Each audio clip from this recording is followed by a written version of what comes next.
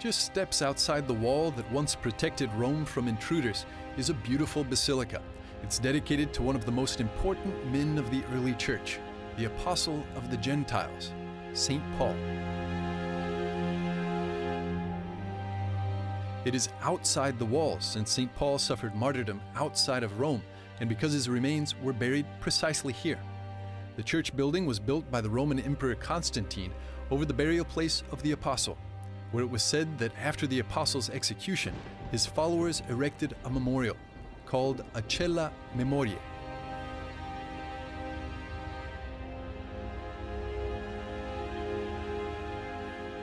First and foremost, this is a site that started out as a tomb. It started out as a place of sadness and mourning. When St. Paul was killed, somewhere between 65 and 67, his body was brought back to a piece of property belonging to a woman who had been one of his followers. Her name was Lucina, and she owned a piece of property right here, a stone's throw from the Tiber and on the Via Ostiense, two main passages for the city. And the body was placed into what we're assuming was a very simple hole in the ground, with a few years later perhaps some sort of memorial placed on top of it so that the first few pilgrims would be able to find the tomb of St. Paul. And then from there, with the moment of the legalization of Christianity, it blossomed into something greater and greater and greater, starting with Constantine, who in 324 built a first church on the exact site of the tomb. However, Constantine's church faced in the opposite direction. It was considerably smaller. And so today you see the front of the atrium as we stand here facing towards the Tiber River, but originally it would have been the apse of the church, right where the tomb of Paul was, and the facade of the church faced onto the Via Ostiense. And that church simply wasn't big enough to accommodate the needs of the pilgrims and the desire of all these people to come and see the Doctor of the Gentiles. The basilica is built in a unique style and has a particular floor plan, that of an ancient basilica. The word basilica actually comes from the Greeks. It was an allusion to a royal basileus, which was a royal walkway. The Greeks invented it way back when as a kind of structure to create security and crowd control to meet a king.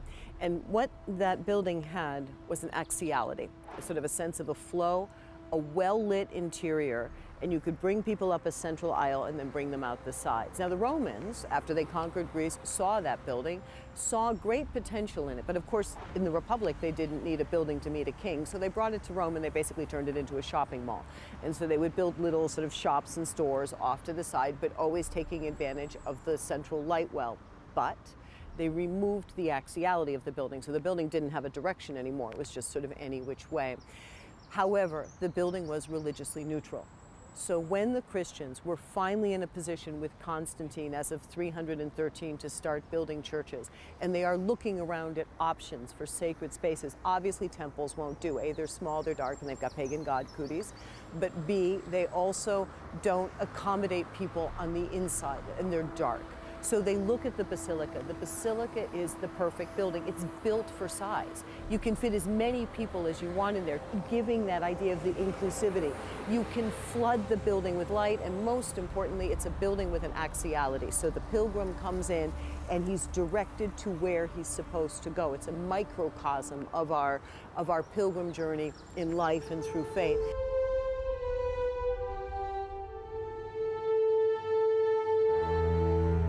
Some are doubtful about the tomb of St. Paul, yet the evidence suggests that he was truly buried here.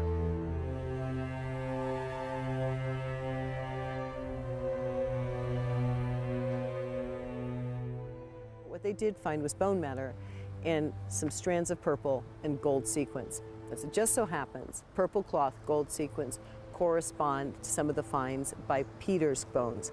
And it indicates a precious, something that was very, very precious, wrapped up in a cloth that usually was only accessible by the emperor. So the discovery of this very precious cloth among, or bits of this very precious cloth, among the remnants of human remains is indicative that indeed, that what little there is in the sarcophagus is indeed St. Paul.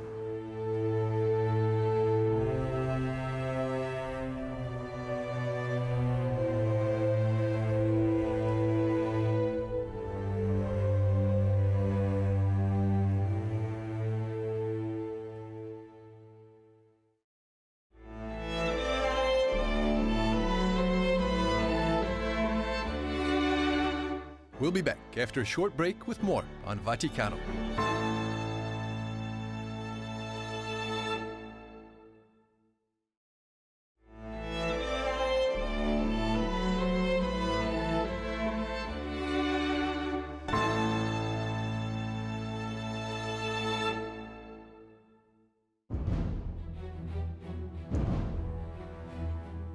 The art in the basilica itself is a sign of ecumenism. When the Pope rebuilt the church after a fire, the whole world contributed to its reconstruction. Leo XII, Gregory XVI, they asked the entire world to contribute, and the entire world did.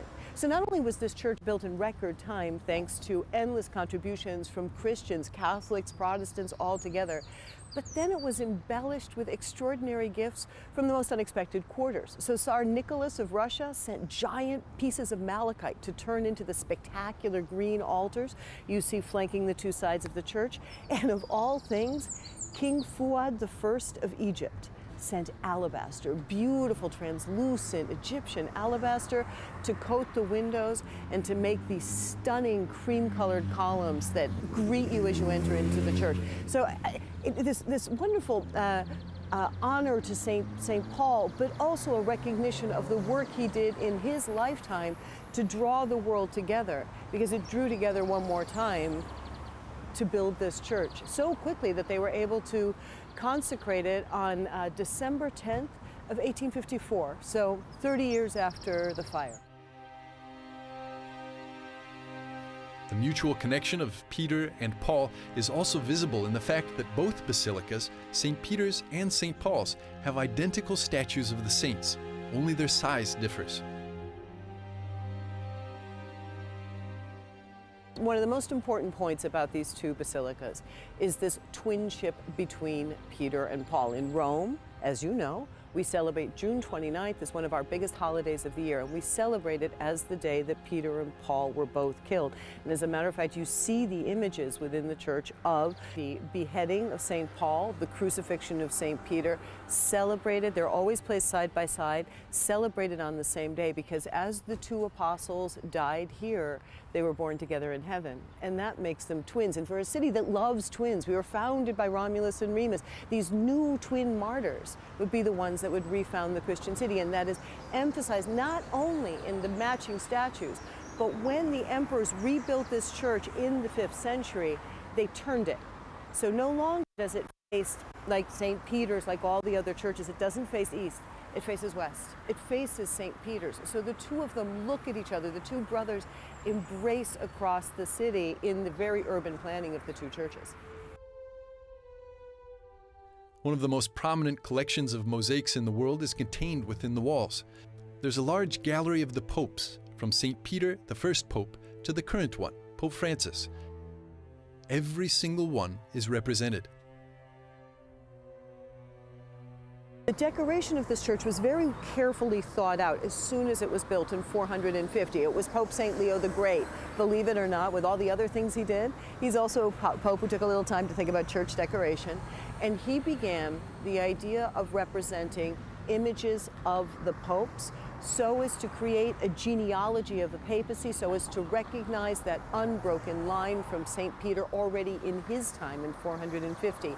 And in this church, that tradition has continued, and it was then on top of that made central in the rebuild of this church. So the same church that seemed to be gone and forgotten in 1803 comes back stronger than ever to emphasize the importance of the papacy with these medallions of the popes, which is the delight of pilgrims. I was talking to the mosaic maker. He showed me the tiles he was using for the face of Francis. And the tiles are the oldest tiles of the Basilica of St. Peter, the ones that come from the 16th century that originally decorated the church when it was completed. And he took the oldest tiles of St. Peter's and he used them to make the face of the newest pope. So again, the wonderful sense of old and new that we do so well with here in Rome. There is, of course, a theory that when you run out of space for the medallions, the world will be ending. I wouldn't count on it, but you'll hear that quite often, the question of, well, what happens when they run out of space? I doubt that it will signal the end of the world.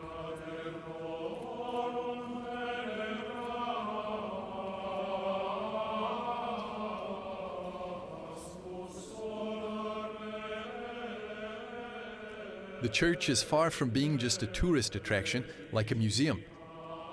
It's a living church. One of the most important events is the Ecumenical Prayer Vigil, closing the Week of Unity for Christians every year.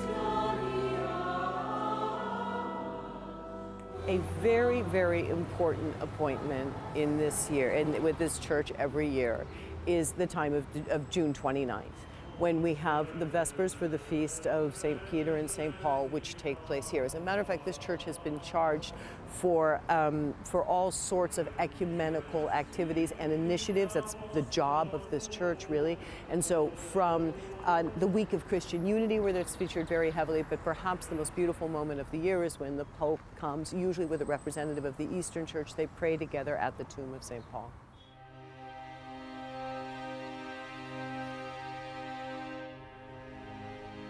Next time you're in Rome, make sure that you don't miss this monumental beauty, so rich in significance, history, and art.